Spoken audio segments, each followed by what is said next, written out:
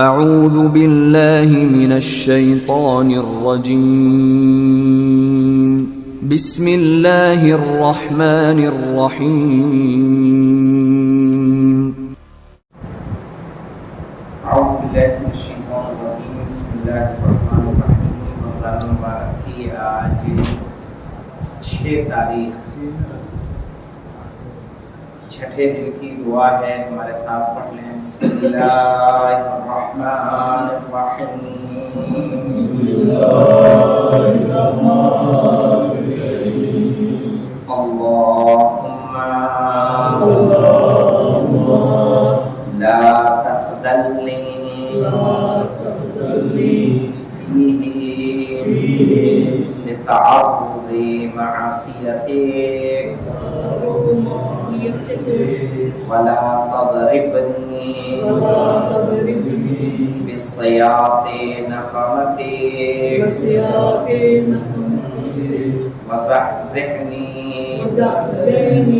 فیہ من جبات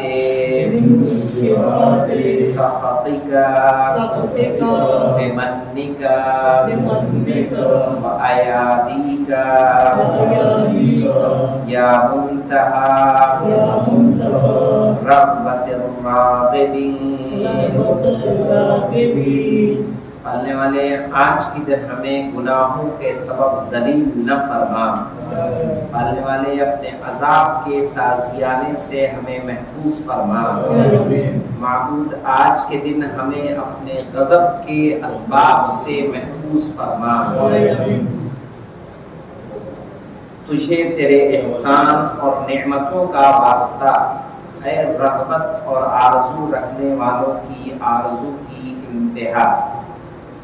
یہاں پہ لکھیں جو اہم مطالب ہیں ان میں سے 3 اہم مطلب کیا ہے کہ گناہوں اور معصیت کی بنا پر ہماری ذلت نہ ہو۔ انسان گناہوں کے سبب ذلیل ہوتا ہے، عذاب کے تازیانے سے ہمیں محفوظ فرما۔ عذاب کے بعد جو ہمیں تازیانہ پڑنے والا ہے، اللہ کے عذاب کے نتیجے میں ہم اس سے بچے رہیں۔ تیسرا، ایسی چیزیں کہ جو اللہ کے غضب غصے کا سبب بنتی ہیں ان سے ہم بچے رہیں، یعنی ایسے کام نہ کریں کہ جو اللہ کو غضبناک کرتے ہیں۔ تو ہماری 3 اہم دعائیں ہیں۔ ایک ہے کہ گناہوں کی وجہ سے ہم ذلیل نہ ہوں، تازیانے عذاب سے ہم محفوظ رہیں، یعنی ہمیں عذاب کا کوڑا نہ لگے، اور ایسے اسباب جن سے اللہ غضبناک ہوتا ہے ان سے ہم بچے رہیں۔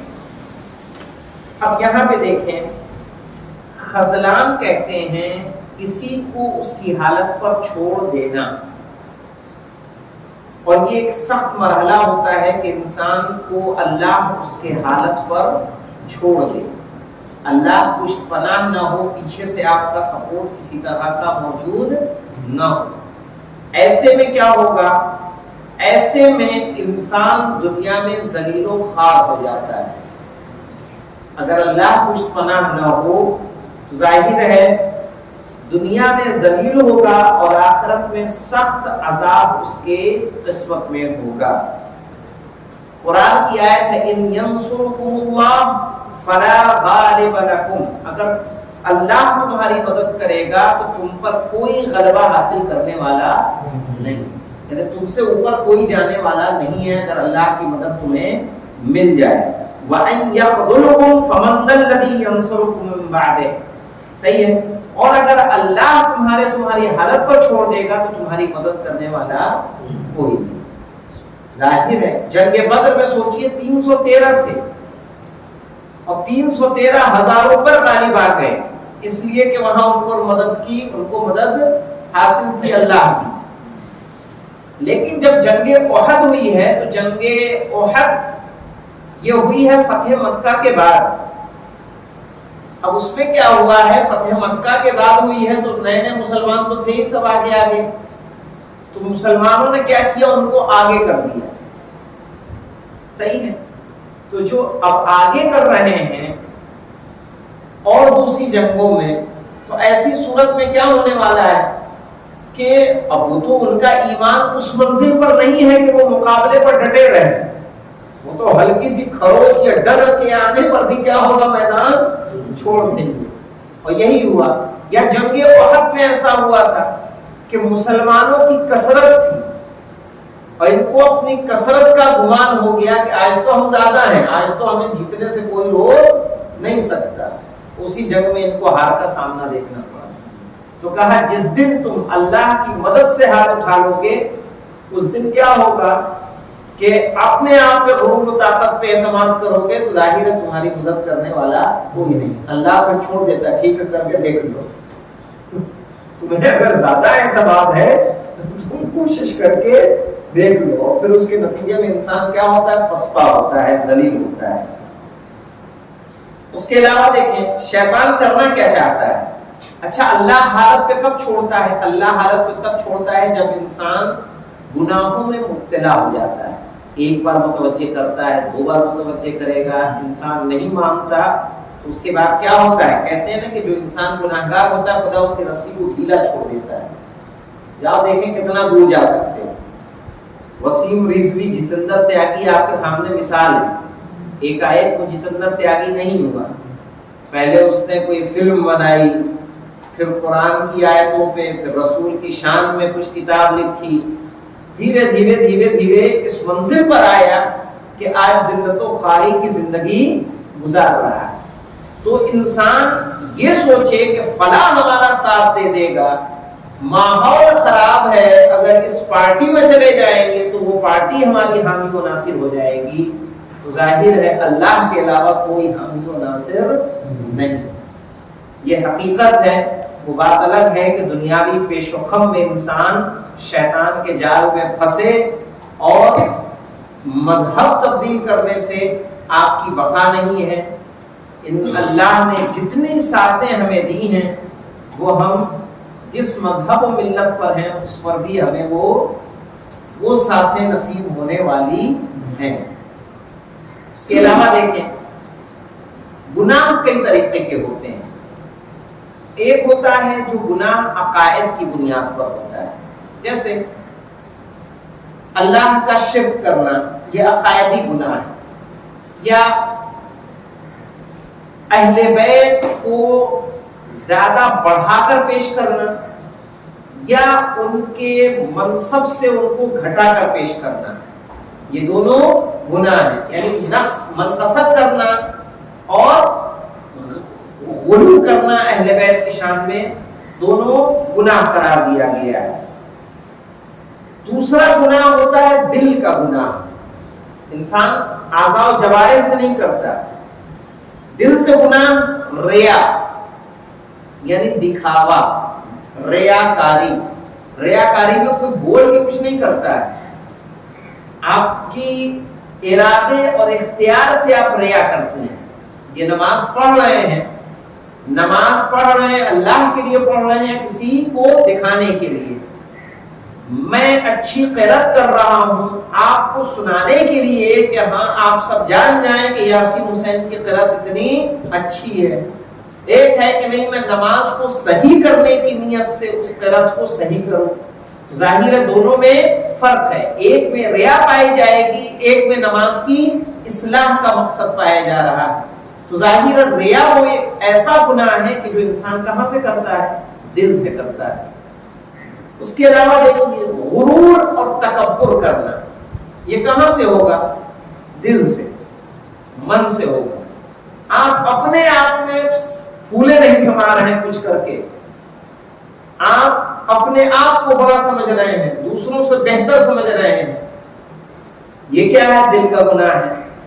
حسد، کوئی اچھا کر رہا ہے، وہ اچھائی آپ کو پسند نہیں آ رہی، یہ بھی دل کا گناہ ہے۔ تیسرا گناہ اعضاء و جوارح کا گناہ ہوتا ہے، جیسے تہمت لگانا، زبان کا گناہ، کسی پہ الزام لگا دینا، صحیح ہے، اس کی باقاعدہ سزا ہے کہ اگر تہمت ہم لگا رہے ہیں، کسی پر الزام لگا رہے ہیں تو اس کا ہمارے پاس گواہ ہونے چاہیے۔ اگر گواہ نہیں ہے، مثلا ایک مثال دے دوں، جیسے زنا کا ہے، زنا کی تہمت اگر کسی پہ لگائی جائے تو 4 گواہ کا پیش کرنا ضروری ہے.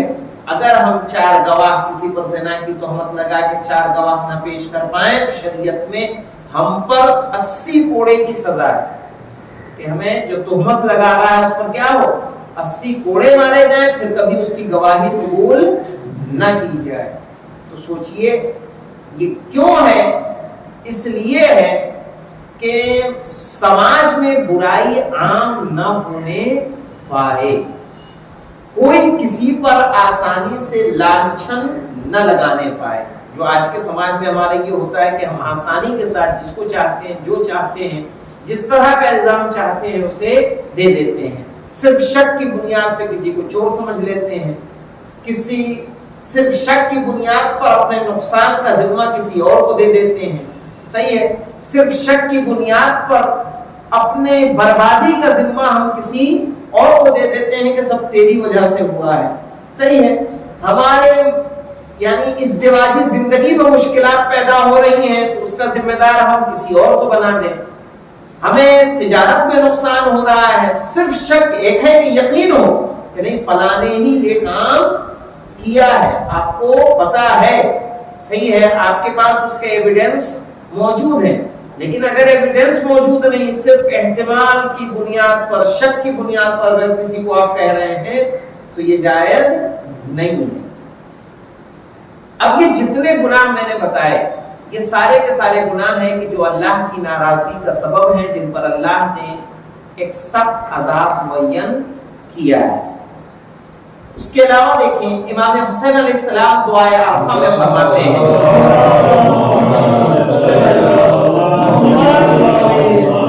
کہ وسعدنی بتقواک, کہ پالنے والے مجھے اپنے تقوی کے ذریعے نیک بنا دے, ولا تشقنی بمعصیتک, لیکن مجھ کو اپنے گناہ اور معصیت کے سبب شقی اور بدبخت مت قرار دے.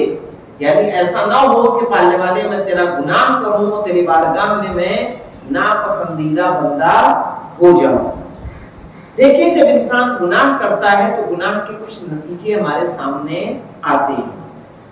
ایک ہے لذت عبادت و مناجات ختم ہو جاتی ہے اگر انسان گناہ کرتا ہے. مثلا ایک روایت یہ کہہ رہی ہے کہ اگر عالم اپنے علم پر عمل نہ کرے, اب یہاں عالم سے مراد صرف شخصیت عالم نہیں ہے بلکہ ہر انسان جتنا جانتا ہے اگر اس پر عمل نہیں کر رہا ہے تو اللہ کیا کرتا ہے, اس سے لذت مناجات کو سلب کر لیتا ہے.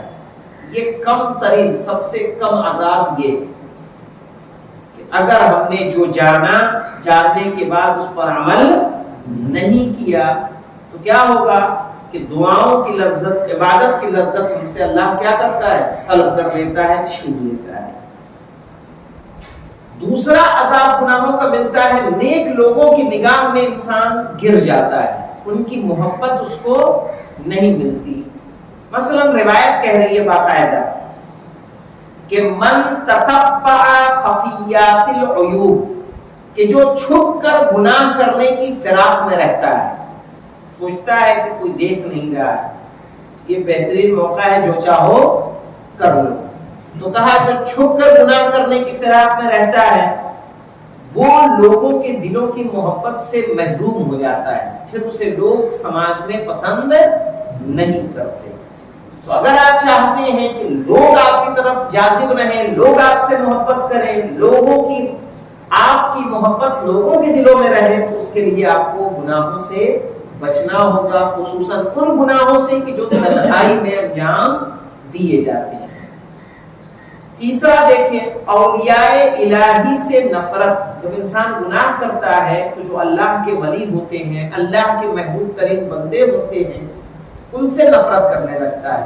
جیسے کہ امام حسین علیہ السلام کی میں نے آپ کو مثال دی تھی کہ امام حسین علیہ السلام اللہ کے ولی ہیں, رسول کے نواسے ہیں, شہزادی کونین کے فرزند ہیں, مولا کائنات کے فرزند ہیں.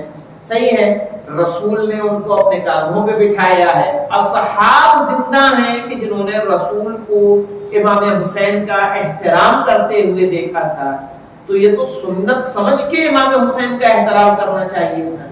بھائی اگر ہم اہل سنت کے ماننے والے ہیں تو سنت رسول کی سنت سمجھ کے ہمیں کیا کرنا چاہیے تھا؟ امام حسین کا احترام کرنا چاہیے تھا، ان کی پیروی کرنی چاہیے تھی. لیکن اس کے باوجود ان لوگوں نے امام حسین کے خلاف اپنی تلواروں کو نکالا، اور امام حسین نے اسی موقع پر کہا کہ ظاہر ہے تمہیں یہ حقیقت نہیں دکھے گی، تمہاری نگاہوں پہ پردہ چڑھا ہوا ہے، اس لیے کہ تمہارے پیٹوں میں حرام غذائیں بھری ہوئی. تو جب ہماری گناہ، تو ظاہر ہے جو بزرگان دین ہوتے ہیں ان کا بھی احترام نہیں کرتے. پتا چلا اگر ہم حرام کھا رہے ہیں تو نہ ہمارے لیے مرجع کوئی اہمیت رکھتا ہے، نہ مولانا کوئی اہمیت رکھتا ہے. امام آ جائیں گے تو امام کی بھی کوئی اہمیت نہیں ہوگی. کیوں؟ کیونکہ ہمارے پیٹ حرام سے بھرے ہوئے ہیں. جب امام حسین علیہ السلام کی شخصیت وہاں بذات خود موجود ہو، سامنے ان کے لوگ تلوار کھینچے ہوئے ہوں، وجہ کیا ہے؟ صرف حرام لقمے کا کھانا. اب یہ سوچیں کہ جو معاشرے اور سماج کے اندر بیاج ایک لعنت عام ہے، چاہے اس طرح سے چاہے اس طرح سے، صحیح ہے، کسی بھی طرح سے حرام ہے تو حرام ہے. تو ہم یہ سوچیں کہ اگر یہ حرام غذا ہم کھا رہے ہیں، امام آئیں گے تو کیا ہوگا؟ کہ ایسا کیا ممکن نہیں ہے کہ امام کی پیروی کرنے کے بجائے ہم امام کے خلاف ہی کھڑے ہو جائیں؟ کیونکہ ہمارے پچھلے سبق میں جو حوادث ہیں وہ ہمارے سامنے ہیں کہ امام کی شخصیتیں موجود ہیں، امام کو زہر دینے والے ہیں، امام کے خلاف تلوار لے کر کھڑے ہونے والے موجود ہیں. اس کے علاوہ دیکھیں بلا و مصیبت کا نزول ہونا. جب انسان گناہ کرتا ہے بلائیں مصیبتیں نازل ہوتی ہیں. قرآن کریم میں ارشاد ہو رہا ما اصابکم من مصیبت فبما کسبت ایدیکم، کہا جو مصیبتیں آتی ہیں وہ تمہارے ہاتھوں کی کمائی ہوئی ہوتی ہیں. اس میں ہماری کہیں نہ کہیں غلطی ہوتی ہے جس کی گناہ پر ہمیں اس کی سزا ملتی ہے. وہ بلائیں مصیبتیں ہم پر آتی ہیں. مثلا انسان اگر نماز کو چھوڑتا ہے تو اس کی ایک الگ سزا ہوتی ہے، صحیح ہے، دوسرے گناہ کو انجام دیتا ہے تو اس کی ایک الگ سزا ہوتی ہے. امام علی رضا علیہ السلام فرماتے ہیں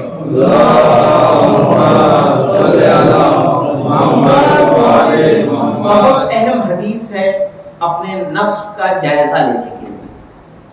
حدیث کہہ رہی ہے کلما احدث العباد من الذنوب، یعنی جب بھی بندے نئے گناہ ایجاد کرتے، پہلے سے نہیں تھا وہ، لیکن وہ نئے گناہ کو ہم نے کیا کیا؟ ایجاد کیا. ما لم یکونوا یعملون، جبکہ پہلے سے اس گناہ کو ہم نہیں جانتے تھے.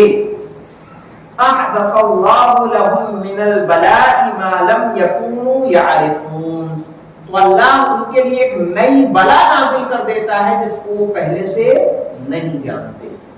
اب یہ سوچئے کورونا آیا، پہلے سے نہیں جانتے تھے، آیا، اس کا مطلب کہ کہیں نہ کہیں کوئی ایسا نیا گناہ ایجاد ہوا ہے کہ جو پہلے سے موجود نہ ہو.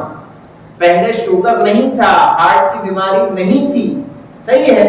یہ کس کا نتیجہ ہے؟ ہمارے گناہوں کا نتیجہ ہے کہ انسان ایسے ایسے گناہ ایجاد کر رہا ہے کہ اس کی بنا پہ نئی نئی بلائیں مصیبتیں انسانوں پر نازل ہو رہی ہیں جو پہلے جن کا کبھی وجود تک موجود نہیں تھا. پہلے وبائی بیماری میں ایک پلیگ یا طاعون کا پرانا نام آتا تھا، اس کے ٹیکے بھی لگائے جاتے تھے.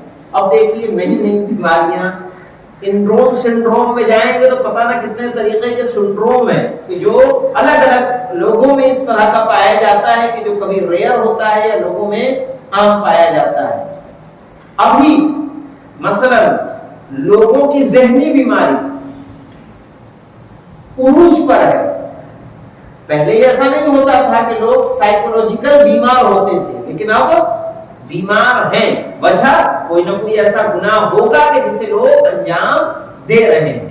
خود یہ موبائل ہر وقت حرام کاموں کا پٹارا ہے، اس سے آپ جو چاہیں کر سکتے ہیں.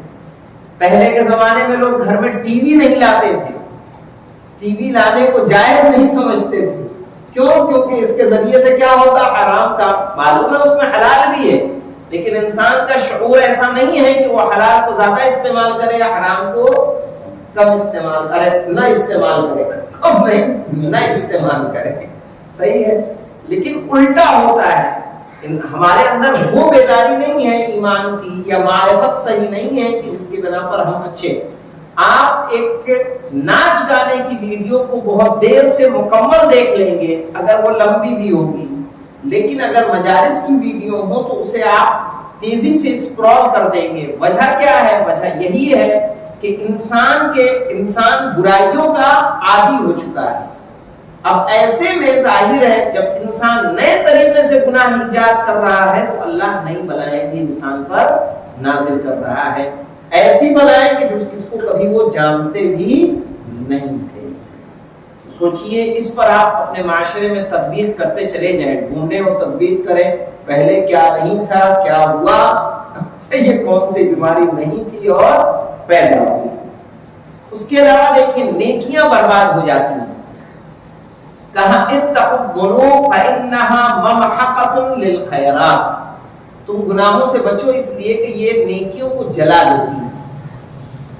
ظاہر ہے، ہم نے ایک دن مثال دی تھی آپ کو پہلے کہ جیسے ایک دیوار کا بنانا ہے تو جب انسان نیک عمل انجام دیتا ہے تو دیوار سازی ہوتی ہے، دیوار کو ہم بناتے ہیں گناہوں کے ذریعے سے، اسی دیوار کو گرا دیتے ہیں۔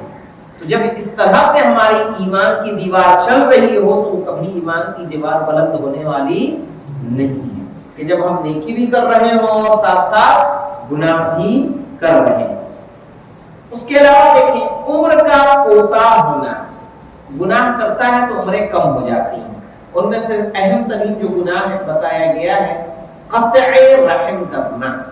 قطع رحم یعنی رشتہ داروں سے قطع تعلق کر لینا، ان سے رابطے کو ختم کر دینا کہ نہیں ان سے تو ہماری بول چال بند ہے، ہمارا بھائی ہے، ہماری بہن ہے، ہمارے عزیز و رشتہ دار ہیں، اگر ہم سے ہماری ان سے ناچاقی ہے، ان سے ناراضگی ہے تو ظاہر ہے وہ پریشان حال ہے۔ اللہ نے ہمیں اس قابل بنایا ہے کہ ہم ان کی نصرت کر سکتے ہیں۔ صرف ایسا ہی نہیں ہے کہ السلام علیکم وعلیکم السلام اور خیریت سے ہیں، سب ٹھیک ٹھاک حال چال، اور اس کے علاوہ ہمیں اللہ نے دیا ہے ہم ان کی مدد کر سکتے ہیں، لیکن مصیبت کے وقت ہم ان کی مدد نہ کریں۔ امام جعفر صادق علیہ السلام فرماتے ہیں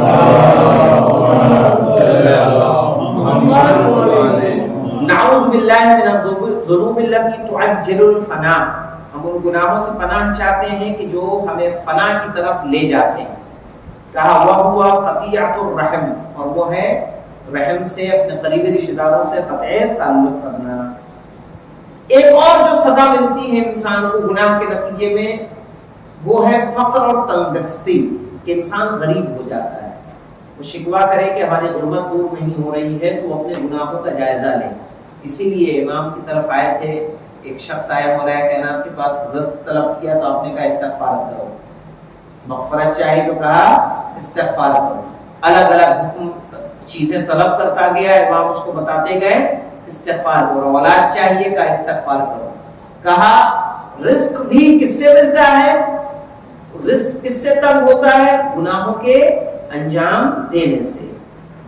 مثلا ان العبد ليذنب الذنب فيحرم به الرزق وقد كان هينا له، کہ جب بندہ کوئی گناہ کرتا ہے تو وہ رزق سے محروم کر دیا جاتا ہے، جبکہ وہ رزق اس کے لیے کیا تھا، بہت آسان تھا، وہ رزق آسانی سے اس کو ملتا، لیکن اس کے گناہوں کے سبب وہ رزق سے محروم ہو گیا۔ آٹھواں اور مہم ترین، وہ ہم سب کو اپنے نفس کا جائزہ لینا چاہیے، شرار امت کا غلبہ ہونا۔ کہا جب انسان گناہ کرتا ہے تو گناہ کے نتیجے میں اللہ بگڑے ہوئے لوگوں کو، ظالم افراد کو سروں پر مسلط کر دیتا ہے۔ سوچئے حکومتیں ایسے نہیں بدلتی ہیں، صحیح ہے، جب انسان گناہوں کو انجام دینے لگ جائے، اور ان میں سے اہم ترین گناہ جو ہے وہ امر بالمعروف اور نہی عن المنکر کا ترک کرنا ہے۔ آج سماج میں کہاں کوئی کسی کو روکتا ہے، کسی کو ٹوکتا ہے، کسی کو اچھے کام کا حکم دیتا ہے. شاذ و نادر، پہلے کا سماج تھا جہاں امر بالمعروف اور نہی عن المنکر موجود تھا. کوئی سماج کا بزرگ، چاہے وہ کسی کا بھی بچہ ہو، صحیح ہے، کسی دوسرے گاؤں کا بھی بچہ ہو، پتا ہے کہ فلانے کا لڑکا ہے، تو اسے کوئی غلط کام کرتے ہوئے انسان نہیں دیکھ سکتا. غلط کرتے ہوئے دیکھتا تھا، اسے مار دیتا تھا، ڈانٹ دیتا تھا، اس کے والد کو بتاتا تھا. اب یہ باتیں کیا ہیں؟ ختم ہو چکی ہیں، سماج میں ان کا فقدان ہے. تو امر بالمعروف اور نہی عن المنکر کے لیے ہے کہ امام صادق علیہ السلام فرماتے ہیں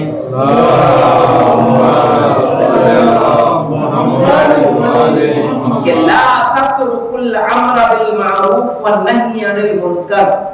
کہا امر بالمعروف اور نہی عن المنکر کو مت چھوڑو، فیولى علیکم اشرارکم، اگر چھوڑ دو گے تو تمہارے سروں پر، تم سے جو ظالم افراد ہیں تم میں سے، ان کو تمہارے سروں پر مسلط کر دیا جائے گا. آج اگر ظالمین کی دنیا میں حکومت ہے تو مسلمانوں کو اپنے اعمال کا جائزہ لینے کی بھی ضرورت ہے. صرف ہم یہ نہیں کہہ سکتے کہ نہیں وہی ظالم ہے، بلکہ وہ ظالم ہمارے سر پر کیسے مسلط ہوا، اس کے لیے خود مسلمان بھی ذمہ دار رہے گا. اب یہاں دیکھیں دوسرا فقرہ ہے وَلَا تَضْرِبْنِي بِالسَّيَاطِ نَقَمَتِكَ. سیاط کہتے ہیں کوڑے کو، کوڑا سمجھتے ہیں تازیانہ، جو گھوڑے کا جس کو مارتے ہیں اس کو کہتے ہیں. تو عذاب کا تازیانہ اللہ ہمیں نہ مار، یعنی ہمیں عذاب سے کیا کر محفوظ فرما. مثلا قرآن کریم کہہ رہا ہے جزاء سیئۃ سیئۃ مثلھا، برائی کی جزا اسی کی طرح برائی ہوتی ہے. اگر ہم نے برا کیا ہے تو برا. اگر باقاعدہ یعنی اس میں روایتیں ملتی ہیں کہ اگر تم چاہتے ہو کہ تمہارے گھر کی عورتیں محفوظ رہیں تو دوسری عورتوں کو غلط نگاہ سے مت دیکھو. اگر تم غلط نگاہ سے دیکھو گے تو تمہارے گھر کی عورتوں کو بھی دیکھا جائے گا. صحیح ہے. اسی طرح سے ہے کہ اگر آپ نے زنا کیا ہے تو جس سے آپ کی شادی ہوگی وہ بھی کیا ہوگی؟ زانیہ ہوگی. اگر آپ پاک دامن ہیں تو آپ کو جس کی شادی ہوگی وہ بھی کیا ہوگی؟ پاک دامن ہوگی. تو اگر آپ چاہتے ہیں کہ آپ کے ایسے گھرانے میں شادی ہو کہ جو پاک دامن ہو، صحیح ہے، جس کی عصمت محفوظ ہو، تو آپ کو چاہیے کہ آپ خود بھی کیا رہیں؟ محفوظ رہیں. ورنہ آپ ادھر ادھر منہ مارتے رہیں پھر چاہے کہ آپ کی فیملی محفوظ رہے، تو کہا ایسا ہونے والا نہیں. اس کے علاوہ دیکھیں اللہ جو عذاب دیتا ہے تو اللہ کا عذاب سخت ہوتا ہے. سخت اس معنی میں کہ اللہ کا عذاب دنیا میں ملتا ہے، اور دنیا میں کیا ملے گا جو ہم نے ابھی بتایا آپ کو 8 چیزیں بتائیں کہ بدترین افراد مسلط ہو جائیں گے، فقر و تندرستی میں انسان چلا جائے گا، لوگوں کے درمیان اس کی عزت نہیں ہوگی، مناجات کی لذت چلی جائے گی، تمام یہ عذاب میں مبتلا ہو، اور اس کے بعد جب آخرت کا مرحلہ آئے گا تو اس میں بھی اس کو اللہ کا عذاب نصیب ہوگا. تو ظاہر ہے انسان ہر طریقے سے کہاں ہوا؟ گھاٹے میں ہوا. اور اس کے بعد آخری فقرہ ہے وَزَحْزِحْنِي فِيهِ مِن مُوجِبَاتِ سَخَطِكَ بِمَنِّكَ وَعَيَادِي، اور پالنے والے مجھے عذاب کی سختی سے یا ان چیزوں سے جن کی وجہ سے عذاب ہوتا ہے ہمیں محفوظ فرما. غضب الہی کس وجہ سے ہوتا ہے؟ غضب الہی کے لیے انسان ان گناہوں کو نہ انجام دے کہ جن سے اللہ نے کیا کیا ہے؟ منع کیا ہے. غضب الہی کے لیے انسان ان کاموں کو نہ چھوڑے کہ جن کا اللہ نے حکم دیا ہے. اگر ایسا کرے گا تو اللہ کے عذاب سے محفوظ رہے گا. اس کے علاوہ دیکھیں بِمَنِّكَ وَعَيَادِي، یعنی اپنے احسان سے اور اپنی مدد سے. ایسا ممکن نہیں ہے کیونکہ بنا اللہ کی مدد کے انسان گناہوں سے بھی محفوظ نہیں رہ سکتا. پہلے اس کی مثال ہم دے چکے ہیں کہ جب اللہ کی توفیق شامل حال ہوگی تب آپ تلاوت قرآن کریں گے. ایک قدم آپ بڑھائیں گے، ایک ہاتھ اللہ بڑھائے گا. تو ظاہر ہے جب ان مراحل سے گزریں گے تب جا کے آپ کو وہ مقام و منزل ہوگی کہ اللہ کے عذاب سے آپ محفوظ رہ سکیں. والحمدللہ رب العالمین.